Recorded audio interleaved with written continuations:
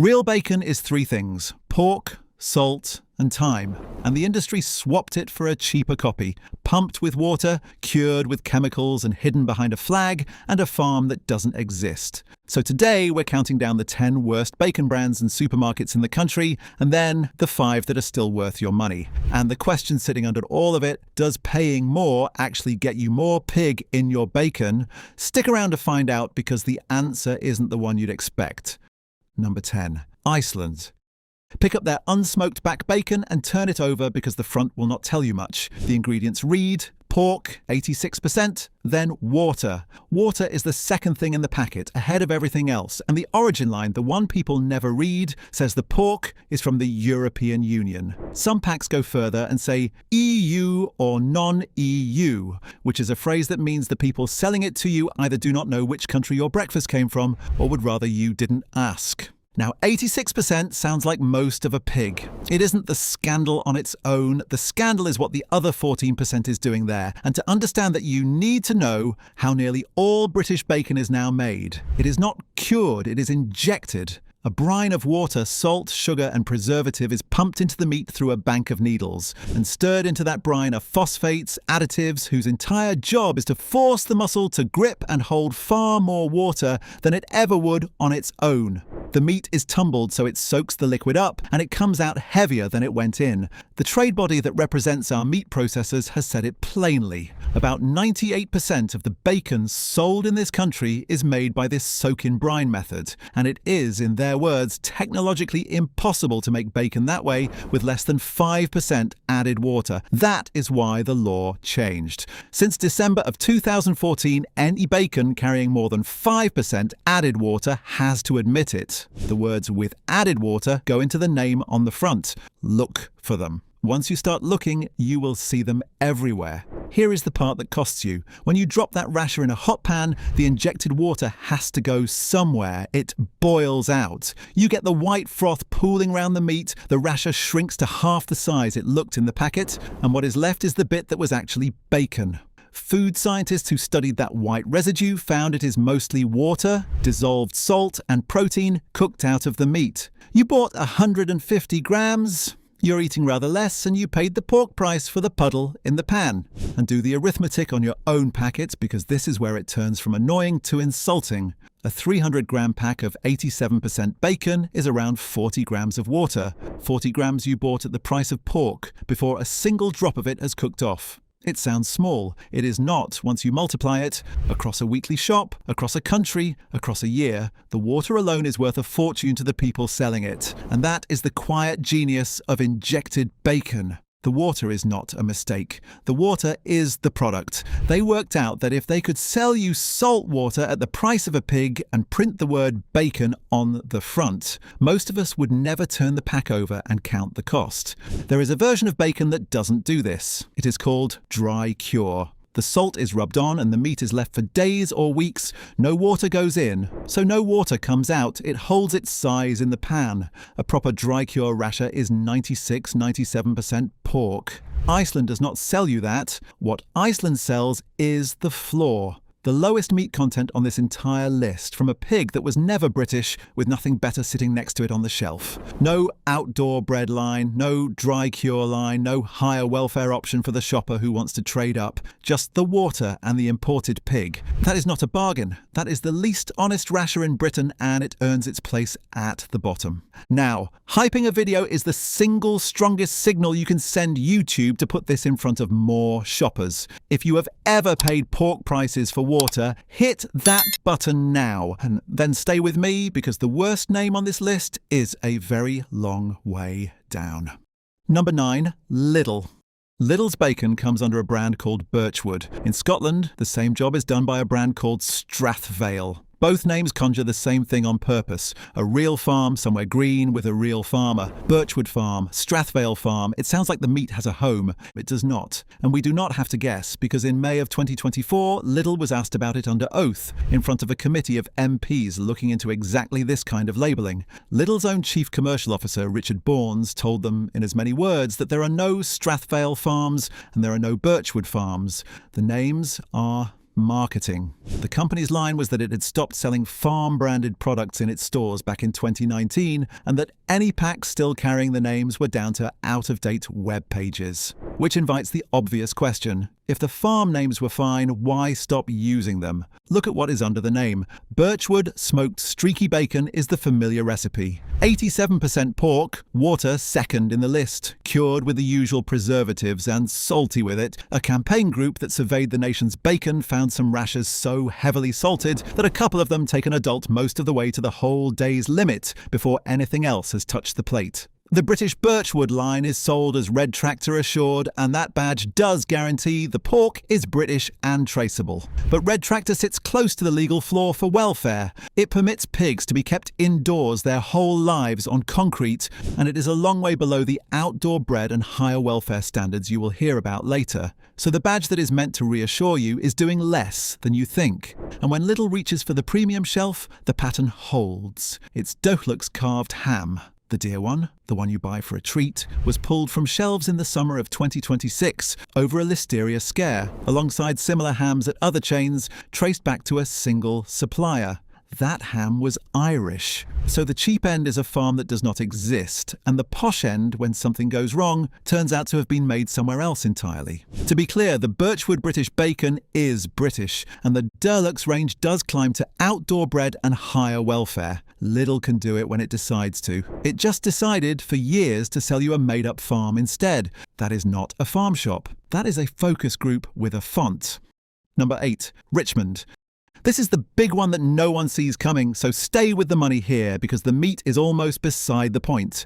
Richmond is the most British-sounding name in the chiller. The sausages, the bacon, the little smiling brand that has been on the nation's breakfast table for over 100 years. Ask anyone whose bacon that is, and they will tell you it is as British as it gets. It is not British-owned, not anymore. In 2021, the Irish company that used to make Richmond sold the whole meat business, Richmond, Denny, Walls, the lot, to an American giant called Pilgrims, in a deal worth over £700 million. And Pilgrims itself is controlled by JBS, the Brazilian meat conglomerate, one of the largest meat companies on the planet. So when you put Richmond in your trolley, thinking you are backing a British breakfast, the profit goes to a business run out of Brazil by way of America. To be clear about the scale of that, JBS is not a quiet holding company. It is one of the biggest meat corporations on earth with the annual turnover of a small nation. That is who owns the little smiling brand on the family breakfast table now. The Union Jack on the wrapper is doing a lot of heavy lifting. 42% is the exact legal minimum a product has to hit before it is allowed to call itself a pork sausage at all. And that is the maximum amount of pig that is inside Richmond thick pork sausages. When a consumer group tested 41 different sausages, Richmond sat at the very bottom of the table on meat content, the rest padded out with water, rusk, and reconstituted protein. And it was not even the cheapest per kilo for the privilege. The company built its whole reputation on hitting the floor and charging you as if it hadn't. The bacon, in fairness, is more ordinary. 87% pork, the same wet-cured, water-added recipe as half the shelf. But that is the point. This is a brand that will sell you the legal minimum, wrap it in a British smile, and bank the difference in Brazil. That is not a family favourite. That is a flag rented by the day. Number 7. Denny. Denny is Richmond's Irish cousin. Same new owners, same Pilgrims and JBS chain of command reaching back across the Atlantic. And Denny sells itself hard on being Irish. The full Irish breakfast, the proper rasher, generations of it. Here is what Denny will not tell you: how Irish it actually is. Years ago, when the company behind Denny was pressed on where its bacon came from, it admitted the quiet part. That while the majority of its pig meat was Irish, it also bought Danish and Dutch bacon from what it called audited European producers because there simply were not enough Irish cuts to go round. Fine. Supply is supply. But when it was asked the obvious follow-up, how much of it is foreign then? The answer was that the proportion was too complex and too commercially sensitive to share. too commercially sensitive. Read that as knowing would change your mind, so we would rather you didn't. And that is the tell that runs through this whole video. It is never the imported pork on its own that is the crime. Countries trade meat. That is normal. The crime is the hiding. It is the brand that leans on a national flag with one hand while refusing with the other to tell you how much of the packet earns it. A rasher that is proud to be Irish should be able to tell you, to the percentage point, how Irish it is. If it won't, the flag is decoration, not fact. And here is the sharpest part. There is an honest label Denny could reach for. It is called Board Beer Origin Ireland, and it is the one stamp that actually certifies the meat is fully Irish, born and raised on the island. The answer to the whole question, how Irish is this rasher, could be a single logo on the front. Denny chooses a green wrapper and a warm feeling instead. When a brand has the honest label available and picks the vague one, that is not an oversight. That is a decision. The bacon itself is a notch above the floor, around 91% pork. So Denny is not the worst thing in the chiller, but a brand whose entire pitch is a country and which will not say how much of the meat comes from that country has told you everything you need to know by refusing to. That is not heritage. That is a flag with the small print filed off. Number 6, Asda.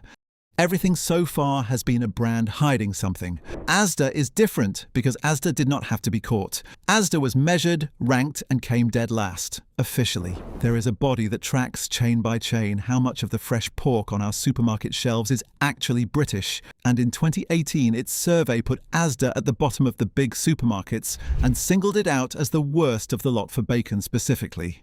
The numbers told the story of a retreat. The share of British pork on Asda's shelves had fallen from around 59% to 44%, and then down again to 34%, a third. The head of the National Pig Association did not soften it. Asda, she said, had consistently been shown to be the worst supporter of the British pig industry among all the big retailers. And when Asda hit back with its own list of what it did source from Britain, standard bacon was quietly missing from the list. They defended their British credentials by leaving the bacon off. While it was doing that, Asda relaunched its value range under a brand called Farm Stores.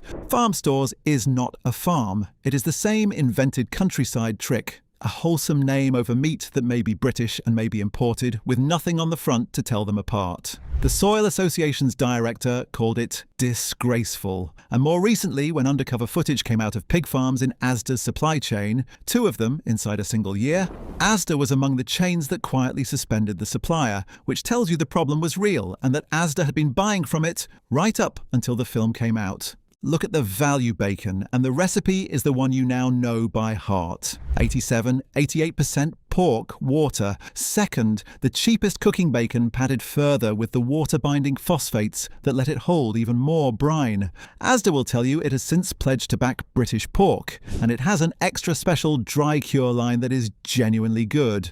But this is a shop that was independently ranked the worst in the country for British bacon and answered by taking bacon off its own British list. That is not a supermarket that lost its way. That is one that read the map and drove the other direction. And we are not even at the shop that filmed its own animals yet. Number 5, Sainsbury's. Sainsbury's wants you to believe it is the responsible one, as it will tell you loudly that its fresh pork is 100% British, and that is true of its fresh pork. Here is the sleight of hand. Bacon is not fresh pork. Bacon is cured. It is a separate category, and the British promise quietly does not reach it. You can watch the gap in their own aisle. On one shelf, the British pork and the reassurance. A few feet away, Sainsbury's own range bacon called Sizzling Danish, made, as the name finally admits when you look, in Denmark. The British halo over the shop, the Danish pig in the packet. And Sainsbury's is not unusual in this. Of all the bacon this country imports, and we import a mountain of it, over 170,000 tonnes a year, around 90% comes from just 2 places, the Netherlands and Denmark. The British breakfast is, to a startling degree, a Dutch and Danish one wearing our colours. And here is the detail that ought to finish the argument. This country is not short of pigs. We produce around 60% of the pork we eat, but we send a great deal of our best British pork abroad, much of it to China, because they pay well for the cuts we do not want, and then we backfill our own shelves with cheaper bacon shipped in from the continent. Read that carefully, because it is the whole racket in one sentence. The system is not running out of British pig. It has simply worked out that it is more profitable to export the good stuff and import the cheap stuff and let the flag on the front paper over the swap. You are not buying imported bacon because the British ran out. You are buying imported bacon because someone chose it and chose not to tell you. Then there is the brand Sainsbury's launched in 2018 called J. James and Family. It sounds like a butcher, a founder, a family, a heritage. The National Pig Association went straight at it. This was, they said, similar to fake farm branding because it leads the shopper to believe the product is British when in fact it covers both British and imported meat under the same packaging, with nothing to tell them apart. And on the bacon and the gammon, the only origin the pack would give you was the phrase, packed in the UK, which tells you where the plastic was sealed and nothing about where the pig lived. More recently, when undercover footage emerged from a farm in Sainsbury's supply chain showing piglets killed by illegal blunt force, Sainsbury's said the treatment had no place in its supply chain and suspended the supplier. The right words, but it was buying from that farm until the cameras rolled. And this is the same Sainsbury's that, back in 2020, permanently shut every meat, fish and deli counter it had. The last place in the shop where a person could tell you where your meat came from and cut it in front of you. They closed the counter and kept the halo. To its credit, the Taste the Difference dry cure bacon is the real thing. British, outdoor bred, no added water, more pork going in than comes out. Sainsbury's knows exactly what honest bacon looks like. It sells you the Danish rasher anyway, under a family name that isn't a family, in a shop that tells you it's British while the small print says packed. That is not a grocer you can trust on trust. That is one you have to fact check. And it sharpens the question we opened with, does paying more actually get you more pig? Sainsbury's hands you the uncomfortable half of the answer. The honest rasher exists. It is right there on their own shelf. And they will still put the Danish one in your basket unless you already know to reach past it. Hold that thought. We settle it at the end. Number 4. Morrisons. This is the one I told you was coming, the shop that owns the slaughterhouse and whose own cameras caught what happened inside it. Morrisons likes to be the butcher's supermarket. It is the only one of the big chains that actually owns its own abattoirs through a subsidiary called Woodhead Brothers, and for years it made a virtue of it. Morrisons was the first supermarket to put CCTV into its slaughterhouses, and it told the public that was there to reassure them that the animals were treated properly. Its own cameras watching for your peace of mind. In 2022, an undercover investigator from the campaign group Animal Justice Project got a job inside one of those Morrisons-owned slaughterhouses in Lincolnshire and filmed for weeks. What the footage showed, and what was broadcast in 2023, was pigs being hit again and again with paddles on their backs, their hindquarters, their faces and their snouts, jabbed with electric prods, sworn at and driven towards the gas. An injured pig appeared to be kicked as it struggled to walk. And here is the detail that turns the stomach. Much of it happened in plain view of the official government vet who is legally required to be present, and it was all captured on Morrisons' own welfare cameras. The very cameras the company had installed to prove none of this could happen. The site held a good official rating at the time. And the footage that caught all of it from Morrisons' own cameras was, the investigators say, routinely wiped after about 3 months, which is roughly how long it takes for a problem to vanish if nobody outside is ever looking. There is a wider truth sitting behind that gas, and it is not only a Morrisons problem, it is how almost all of your bacon is made. Around 9 in 10 pigs in this country are killed the same way, lowered in groups into a pit filled with a high concentration of carbon dioxide. The industry calls it stunning, and the word paints a quick, painless lights out. The evidence says otherwise. The government's own Animal Welfare Committee reported in October 2025 that high concentration carbon dioxide causes pigs pain, respiratory distress and fear before they lose consciousness. Campaigners put it at around 880,000 pigs a month going into those chambers, and peer-reviewed work describes what the animals go through in those seconds as air hunger, the gasping, panicked feeling of being unable to breathe, lasting up to half a minute. This is not a fringe group talking. It is the state's own advisors and the published science describing the last 30 seconds of the pig on your plate. And it is the default in the abattoirs that supply nearly every name on this list, not the exception at one bad shop, the standard. Morrisons said the footage was very concerning, called the handling totally unacceptable, and said it was investigating, and has other things in its favour. It kept real butchers on Market Street when rivals sacked theirs. Its top-tier bacon is a proper 96% dry cure, and after it tried to close those counters in 2025, the backlash was so strong it reopened them in 2026. But a shop that built its whole reputation on owning the process and on the cameras that were meant to keep it clean got caught by those exact cameras abusing the animals in front of the government's own vet. That is not the butcher's supermarket. That is a shop that filmed the evidence against itself and hoped you would never watch the tape. Number 3, Danish Crown. We have talked a lot about imported pork hiding behind British packaging. Danish Crown is the imported pork, and it has stopped hiding.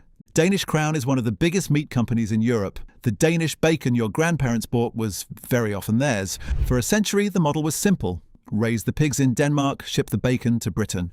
But now they are doing something cleverer. Danish Crown is spending around £100 million building a brand new bacon factory in England, near Manchester, aiming to turn out over 200 million packets of bacon a year, already sold to 3 large British retailers, while at the same time cutting its slaughter capacity back in Denmark, closing a major plant there with the loss of over 1,000 jobs. Read what that means. The pig is still raised to the continental standard. The bacon is now finished on British soil, so it can wear a more British face on the shelf, with the awkward foreign factory bit taken out of the story. Ask yourself why a Danish company would spend £100 million to slaughter fewer pigs at home and finish the bacon over here. It is not sentiment about Britain. A British postcode on the factory softens the label, settles the shopper, and lets the same continental pig sell for a little more with a little less explaining. And the continental standard is the part that should make you angry, because this is the swap the industry does not want you to think about. In Britain, we banned the sow stall, the narrow metal cage that stops a pregnant pig from even turning around, back in 1999. We decided, as a country, that it was cruel, and we outlawed it. The rest of Europe did not follow until 2013, and even then only partly. Across much of the continent, a sow can still legally be confined in a stall for the first 4 weeks of every pregnancy, a cage that would get a British farmer prosecuted. So when you buy imported bacon, you are very often buying pork produced by a method this country decided was too cruel to allow on its own soil. We banned it here. We just kept importing it. Even the words on the friendlier packs are slippery, and they form a ladder most shoppers cannot read. Outdoor bred sounds like a life in a field. It means only that the piglet was born outside and then, at around 4 weeks old, moved indoors to be fattened like any other. Outdoor reared is one rung up, outside for roughly the first half of its life, then indoors to finish. Neither one is free range and neither is organic, and those last two are the only words that actually promise a pig that lived its whole life outdoors. So a pack can say outdoor something, show you a green field, and still be describing an animal that spent most of its life in a shed. Nobody is lying, exactly. They are just letting 3 warm words do the work of a life the pig never had. Here is the accountability question nobody in power wants to answer. The government ran a consultation on all of this in 2024. 90% of shoppers said they wanted honest country of origin labelling extended to bacon, so imported pork could not wear a Union Jack. 90%. It still is not law. That is not a market failing you. That is a country that knows exactly what its shoppers want and has not lifted a finger to give it to them. And here is what that inaction actually shelters. When the rules are this loose, the line between clever marketing and outright fraud gets very thin, and some people step straight over it. In 2017, a Nottinghamshire firm called Barn Bacon was taken to court by trading standards for buying bacon from Germany, Poland and Denmark and selling it at a local market as British and free range at a premium. A father and son were convicted, handed suspended sentences and thousands of pounds in costs. 2 years later, in 2019, a Warwickshire meat company was fined £300,000 after wrapping imported Dutch and Danish meat in Union Jacks and selling it as best British. A director there had already been jailed. These are not loopholes. These are convictions in real courtrooms for doing on a market stall almost exactly what the loophole lets the big names do legally on the shelf. Sell you a foreign pig as a British one and charge you for the flag. The only real difference between the fraudster and the supermarket is that the supermarket stays on the right side of a line the government has refused to move. When the honest version of a rule sits this close to the crime, the rule itself is the problem. Number 2, Cranswick. Here is the reveal that reframes everything you have just heard. You have been picturing this as a choice between shops, between Tesco and Asda, Sainsbury's and Morrisons, different names, different chillers, different logos. For an enormous amount of the bacon on this list, it is the same company behind all of them, and you have almost certainly never heard its name. Cranswick is the largest pig producer in Britain, tens of thousands of pigs a week, a business turning over billions, and it makes the own label bacon, sausages and pork for Tesco, for Asda, for Sainsbury's, for Morrisons, for Marks and Spencer. Those competing supermarket brands, the fake farms and the real ones, are to a startling degree labels stuck on meat from the same handful of Cranswick sheds. The choice you thought you were making at the shelf was, a lot of the time, no choice at all. And Cranswick did not get that big by accident. It grew the way almost everything in food grows, by swallowing rivals until a whole category runs through a handful of sheds. 5 friendly names in the chiller competing for your money. 1 lorry leaving the same yard at the back. And Cranswick's sheds have not had a good couple of years. In 2025 alone, undercover investigators from Animal Justice Project exposed farm after farm in Cranswick's chain. At one, near Market Rasher, they filmed newborn piglets being swung by the back legs and slammed headfirst into concrete, a killing method that has been illegal in this country since 2022, along with pigs beaten with metal bars and a botched shooting. That footage wiped hundreds of millions of pounds off Cranswick's share price in days. And Tesco, Sainsbury's, Asda and Morrisons all suspended the farm. At a second Cranswick farm, filmed over 10 months, an investigator recorded a piglet with a burst hernia left to be cannibalised alive for 33 hours, and a red tractor inspection had passed the place just 2 weeks before the worst of it. A third farm was suspended weeks later. One farm exposed years earlier by a different group was ordered shut and demolished, and this did not begin in 2025. Years before, investigators had already been inside one of the largest pig farms in the country, Bickmarsh Hall, more than 8,000 animals, and filmed pigs with untreated injuries. A lame animal left for hours, decomposing bodies stacked by the incinerators. That farm fed Cranswick's chain too, which means it fed the same supermarkets you have been hearing about. So this is not a run of bad luck in one bad year. It is a pattern stretching back years at the single company that makes the bacon for half the shops on this list. By the summer of 2025, campaigners stormed the stage at Tesco's own annual general meeting demanding Tesco drop Cranswick. Tesco suspended the individual farms, but it kept the contract. Now, in fairness, and you have to say it, Cranswick has responded. It commissioned an independent vet to review its farms, who concluded the filmed behaviour was not representative of the whole operation.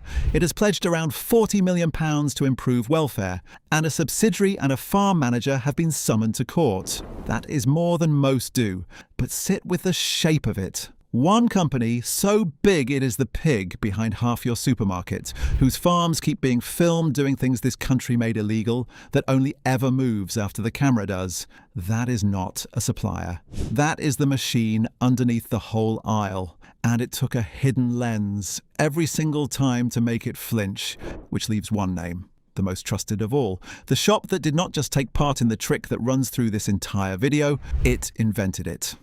Number 1. Tesco.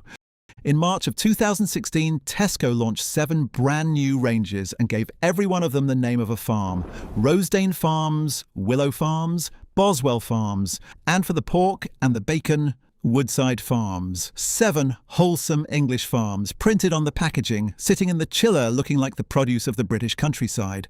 Not one of them was a farm. They were invented.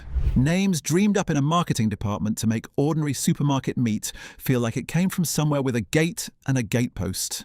And the meat underneath told the real story. Woodside Farms pork and bacon was sold as British and European Union pork, traced to the Netherlands, to Denmark, to Germany. A British-sounding farm on the front, a Dutch or Danish pig in the packet. The union of the two is what this whole video is about. Imported meat and a fake home, in one brand, from the biggest grocer in the country. It gets better, and by better I mean worse. There is a real Woodside farm, an actual pig farmer in Nottinghamshire, whose family farm genuinely carries that name. He and a food charity threatened Tesco with legal action for taking it. The National Farmers Union formally reported the whole fake farm range to trading standards. A survey found that of the shoppers who assumed these products were British, 3 in 5 said they would feel misled if they weren't. Tesco apologised for any confusion and carried on using the names, and then the specific climb down on bacon that says it all. Tesco's Woodside Farms back bacon carried no country of origin on the front, only in the small print on the back the words "made using British and EU pork." Under pressure, Tesco admitted there was no actual mixing going on in the bacon at all. It could perfectly well say where each pack came from, and agreed to put the country of origin on the front. The Pig Association's man put the knife in gently.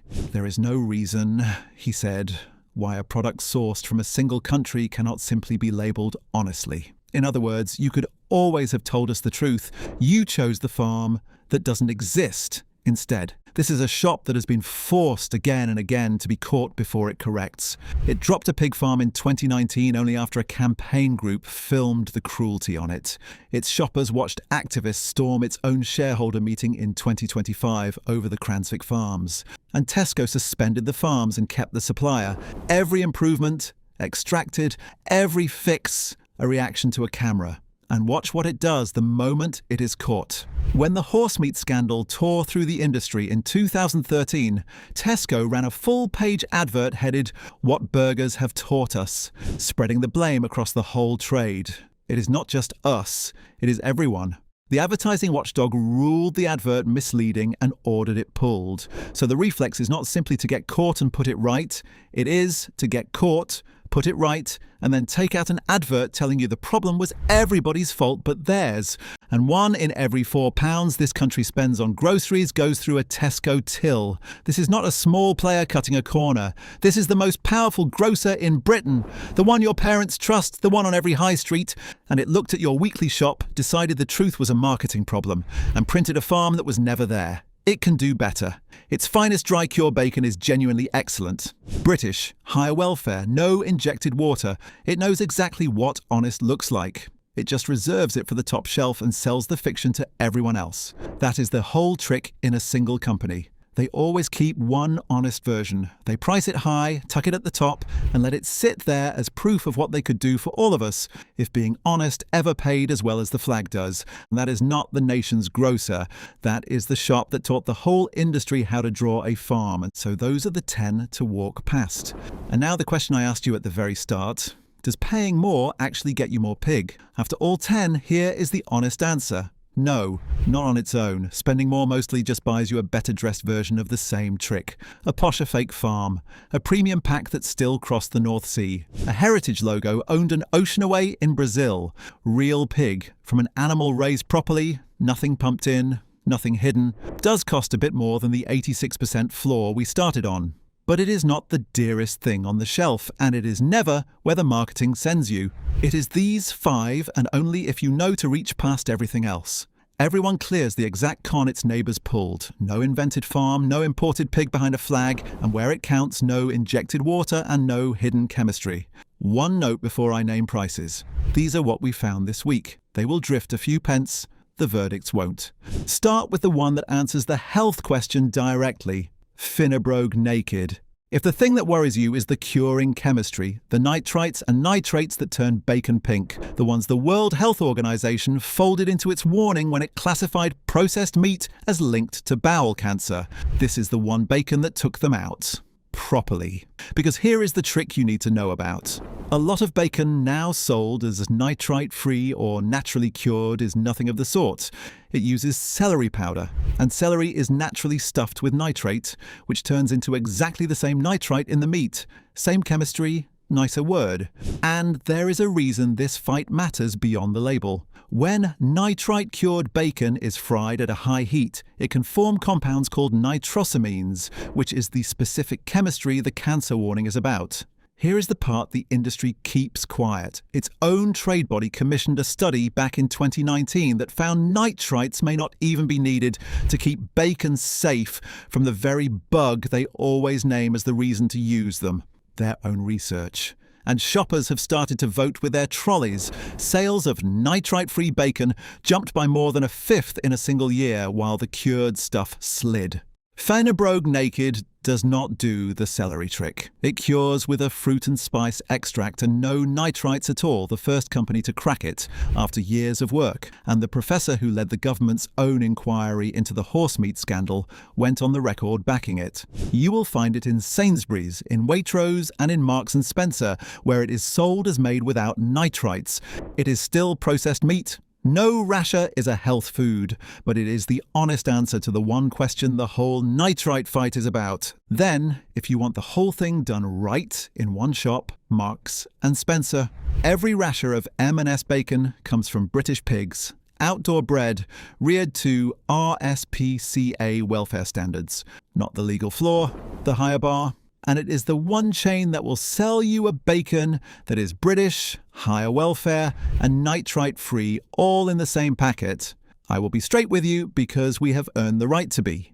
M&S's pork supplier is Cranswick, the company we just spent 5 minutes on, so it is not spotless. But on the two things you can actually read, where the pig lived and how, it is the most honest of the mainstream shops, top to bottom. Its bacon traces to a fixed group of British farms, it audits itself, the pigs are born outside and raised above the legal welfare floor, and the pack does not need an invented farm name because the real ones stand up. If you switch one thing after this video and then stop thinking about it, make it this. If M&S is a stretch on price, Waitrose is the one that surprises you, because even its cheapest everyday bacon is British and outdoor bred.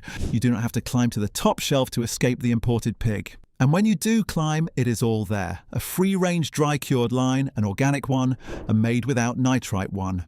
The standard bacon still carries some added water, so it is not perfect on that count. But as a shop where the entry-level rasher is already British and outdoor bred before you have spent a penny more, it stands almost alone. And if you do trade up, the free-range dry-cured line is the one to reach for, because that is where the added water disappears as well. For the water problem specifically, the shrink in the pan, the froth, the paying for a puddle, the answer is a proper dry cure. And the specialist worth seeking out is Denhay, down in Dorset. Dry cured the slow way, no injected water, from British outdoor bred pigs on higher welfare farms, and it holds a royal warrant, which is not nothing. You will pay more per pack, and you will often buy it online or in a good deli rather than grab it off a shelf, but weigh it against a supermarket rasher that cooks down to half its size, and the honest one is closer in value than the sticker suggests. Dry cure is the oldest method there is. Salt, time and patience, the way bacon was made before anyone thought to inject it, and it is the single cleanest answer to the water that runs through this whole list. And last, the one I would put on your Sunday plate, Ramsay of Carluke, a family firm in Lanarkshire that has been curing the traditional Ayrshire way for over a century and a half from free-range pigs smoked over wood.